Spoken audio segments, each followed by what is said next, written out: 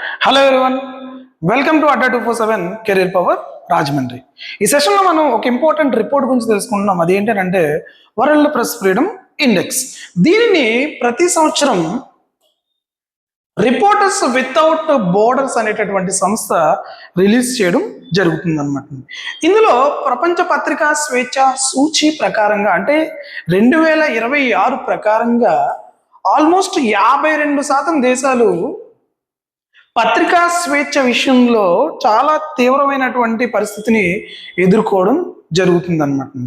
అదేవిధంగా 25 సంవత్సరాల నుంచి ఈ 2026 రిపోర్ట్లోనే 52% దేశాలు అనేవి పత్రికా స్వేచ్ఛకు సంబంధించి అంటే జర్నలిజం పరిస్థితిని వివరిస్తూ చాలా తీవ్రమైనటువంటి పరిస్థితిని ఎదుర్కొంటుందని చెప్పి ఈ రిపోర్ట్ నివేదికని సమర్పించడం జరిగిందనమాట.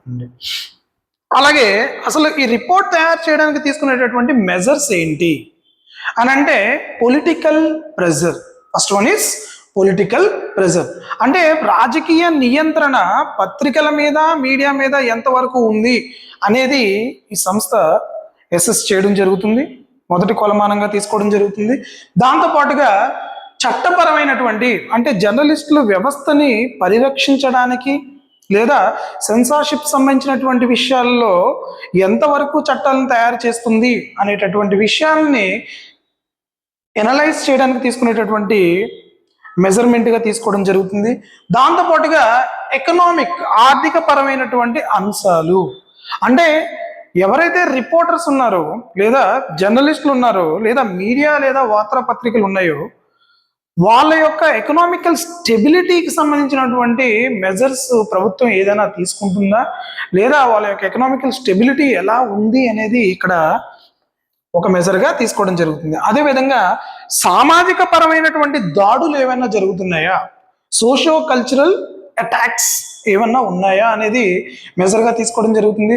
దాంతోపాటుగా భద్రత సేఫ్టీ అంటే ప్రభుత్వం తరపు నుంచి కానీ లేదా భద్రతా విషయాలలో కానీ జర్నలిస్టులకి లేదా పత్రికలకి లేదా మీడియాకి సంబంధించినటువంటి ప్రొటెక్షన్ సేఫ్టీ అనేది ఎంతవరకు తీసుకుంటున్నారు అనేది ఈ particular world press freedom report measure చేయడానికి తీసుకునేటటువంటి ఇండిసెస్గా తీసుకోవడం జరుగుతుంది.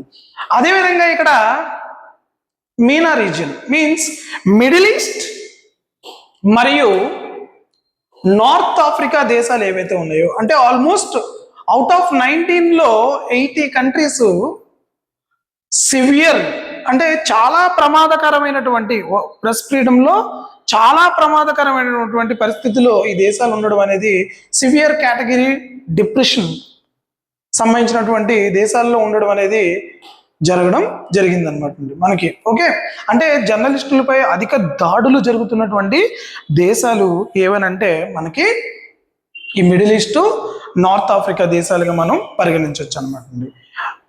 ఓకే, ఈ రిపోర్ట్ ఆధారం చేసుకుంది. అలాగే గ్లోబల్ లీడర్స్ అంటే ఈ వరల్డ్ ప్రెస్ ఫ్రీడమ్ అంటే పత్రికా స్వేచ్ఛ సూచీలో మొదటి 5 స్థానాల్లో ఉన్నటువంటి దేశాలు ఏంటి అని అంటే మనకి నార్వే అనేది ఫస్ట్ ప్లేస్లో ఉండడం జరిగింది.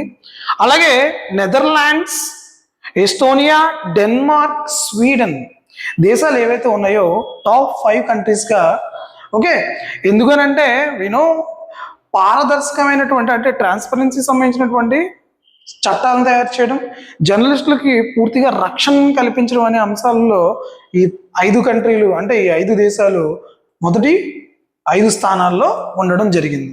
అలాగే చివరి 5 స్థానాల్లో ఉన్నటువంటి దేశాలు ఏంటంటే Eritrea, okay, north Korea, China, Iran and Saudi Arabia దేశాలు ఓకే చివరి 5 స్థానాల్లో అంటే 180 అవుట్ ఆఫ్ 180 కంట్రీస్లో మరీ అధ్వానంగా ఉన్నటువంటి దేశం ఏదనంటే పత్రికా స్వేచ్ఛ విషయంలో మరీ అధ్వానంగా ఉన్నటువంటి దేశం ఏదైనా ఉందనంటే దట్ ఈస్ ఎరిత్రియా అని అంటాం అనమాట. ఓకే, అలాగే ఇండియా యొక్క ర్యాంక్. ఓకే, ఎగ్జామినేషన్ ఓరియంటేషన్లో ఇండియా యొక్క ర్యాంక్ చాలా ఇంపార్టెంట్ మనకి ఇక్కడ. అంచేత ఇండియా ర్యాంక్ని చూసినట్లయితే ఇక్కడ మనకి గత 4 సంవత్సరాల నుంచి ఇండియా యొక్క పరిస్థితిని మనం ఎనాలిసిస్ చేయడం జరిగిందనమాట. ఆల్మోస్ట్ మనకి ఇక్కడ 2026 రిపోర్ట్ ప్రకారంగా 157th పొజిషన్లో ఇండియా ఉండడం జరిగింది అవుట్ ఆఫ్ 180 కంట్రీస్లో. 180 దేశాల్లో ఇండియా 157th పొజిషన్లో ఉండడం జరిగింది.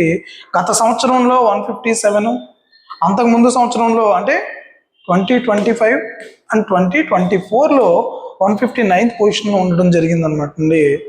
ఓకే, దాంతో పాటుగా మనం చూసినట్లయితే ఇండియా నైబర్హుడ్ కంట్రీస్ని మనం పోల్చినట్లయితే ఆల్మోస్ట్ మనకి పాకిస్తాన్ 156th పొజిషన్లో ఉండడం జరిగింది. ఓకే, తర్వాత శ్రీలంక ఆల్మోస్ట్ 134th పొజిషన్లో. ఓకేనా, మన నైబర్హుడ్ కంట్రీస్ మనకంటే కొంచెం బెటర్గా ఉండడం జరిగింది ఈ పత్రికా స్వేచ్ఛ విషయంలో అన్నమాట. ఓకే, ఈ విధంగా మనకి ఈ రిపోర్ట్ను ఆధారం చేసుకుని మనం క్వశ్చన్స్ని ఎలా ఎక్స్పెక్ట్ చేయొచ్చు అని అంటే, according to this report India, what is the rank of India అని క్వశ్చన్ అడగడానికి అవకాశం ఉంది. దాంతోపాటుగా according to this report which reason is severely affected freedom of press అని క్వశ్చన్ అడగడానికి అవకాశం ఉంది. మీనా ఓకే, కంట్రీస్ ఏవైతే ఉన్నాయో వాటిని మనం చెప్పడం జరుగుతుంది. అలాగే ఏ కంట్రీ టాప్ పొజిషన్లో ఉంది అనే క్వశ్చన్ అడగడానికి అవకాశాలు చాలా ఉన్నాయి. ఓకే, దాంతోపాటుగా మెజర్స్, ఇక్కడ మనం ఏవైతే ఈ 5 రకాలైనటువంటి ఇండిసెస్లు ఫ్యాక్టర్స్ మనం తీసుకున్నామో, కారకాలు తీసుకున్నామో, వీటి మీద కూడా మనకి క్వశ్చన్ అడగడానికి అవకాశం ఉంది. ఒకసారి వెరిఫై చేయండి. Thanks for watching.